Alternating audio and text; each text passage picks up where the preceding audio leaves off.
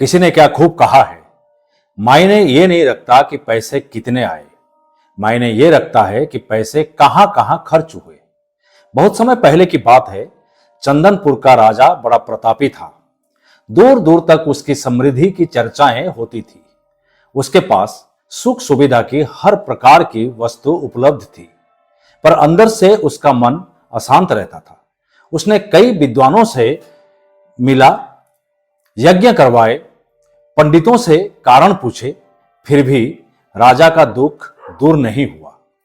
उसे शांति नहीं मिली। एक दिन भेष बदलकर राजा अपने राज्य की सैर पर निकला। घूमते घूमते उसकी नजर एक किसान पर पड़ी। किसान ने फटे पुराने वस्त्र धारण कर रखे थे और वो पेड़ की छांव में बैठकर भोजन कर रहा था। किसान की गरीबी को देखकर राजा ने सोचा कि उसे कुछ स्वर्ण मुद्राएं दे दे ताकि उसके जीवन में खुशियां आ जाए।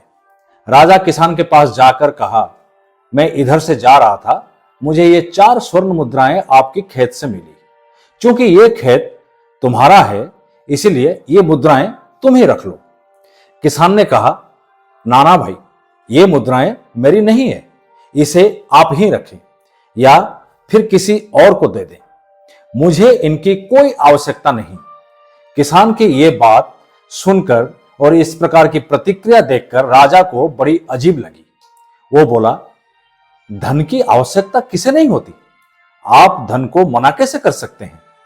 भाई साहब, मैं रोज 4 आने कमा लेता हूं और उतने में ही प्रसन्न रहता हूं। किसान ने बोला, क्या आप सिर्फ 4 आने ही कमा लेते हो, 4 आने की कमाई करते हो और उतने में ही प्रसन्न रहते हो?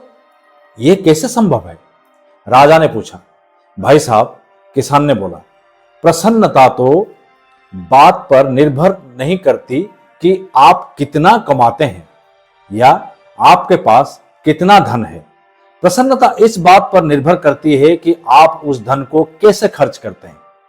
तो तुम इन 4 आने का क्या क्या खर्च कर लेते हो? राजा ने किसान का मजाक उड़ाते हुए पूछा।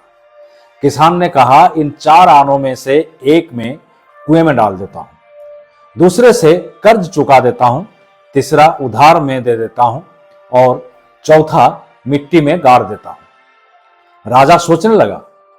उससे उत्तर समझ में नहीं आया, तो उसने किसान से पूछा, भाई थोड़ा ठीक से समझाओ। किसान ने बोला कि मैंने बताया, मैं 1 आना कुएं में डाल देता हूं, यानी अपने परिवार की भरण पोषण में लगा देता हूं, वहां से मैं कुछ वापस नहीं चाहता, तभी मैंने बताया कि वो 1 आना मैं कुएं में डाल देता हूं। दूसरे से मैं कर्ज चुकाता हूं, यानी इसे मैं अपने बूढ़े माँ बाप की सेवा में लगा देता हूं। मेरे माँ बाप मुझ पर जो भी धन खर्च किया था वो मेरे लिए कर्ज था जो मैं अब चुका रहा हूं। तीसरा, मैं उधार दे देता हूं, यानी अपने बच्चों की शिक्षा दीक्षा में लगा देता हूं। ये मेरा उनके ऊपर उधार है जो वो मुझे बाद में चुकाएंगे। और चौथा, मैं मिट्टी में गाड़ देता हूं, यानी मैं इस 1 आने की बचत करता हूं ताकि समय आने पर मुझे किसी से मांगना ना पड़े। जरूरत पड़ने पर मैं इसे धार्मिक, सामाजिक या फिर दूसरे आवश्यक कामों में लगा सकूं। राजा को अब किसान की बात समझ आ चुकी थी। राजा की समस्या का समाधान हो चुका था। वो समझ चुका था कि यदि उसे प्रसन्न एवं संतुष्ट रहना है तो उसे अपने अर्जित किए धन का सही सही उपयोग करना होगा। दोस्तों, देखा जाए तो पहले की अपेक्षा लोगों की आमदनी बढ़ी है, पर क्या उसी अनुपात में हमारी प्रसन्नता भी बढ़ी है? लाइफ को बैलेंस्ड बनाना जरूरी है और इसके लिए हमें अपनी आमदनी और इसके इस्तेमाल पर जरूर गौर करना चाहिए।